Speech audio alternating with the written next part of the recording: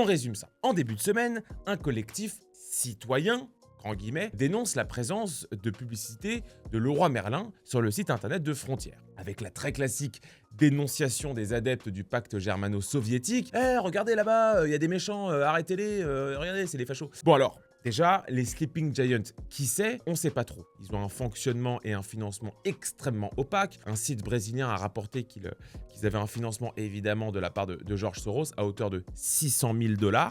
George Soros finance les Sleeping à 600 000 $ et d'autres fondations comme la fondation Ford. Toujours est-il que ces Sleeping Giants sont actifs dans tout le monde occidental et agissent littéralement pour la bourgeoisie libérale, qu'elle soit de gauche ou centriste.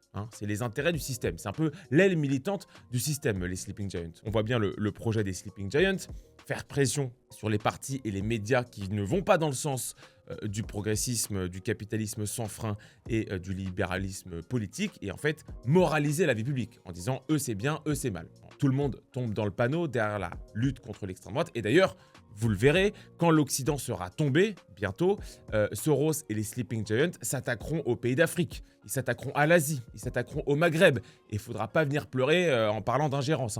Bref, du coup, les Sleeping Giants interpellent Leroy Merlin en leur disant « Qu'est-ce que vous faites sur le site de Frontières ?» Évidemment, Leroy Merlin perd ses couilles et annonce bloquer ses publicités sur le site de Frontières. Alors déjà, il faut savoir que Leroy Merlin a plus réagi à cette polémique-là avec Frontières que quand on a découvert qu'il participait au financement de la guerre en Russie. Il faut savoir aussi que la famille Mullier, qui contrôle Leroy Merlin, est très contente que cette polémique éclate aujourd'hui.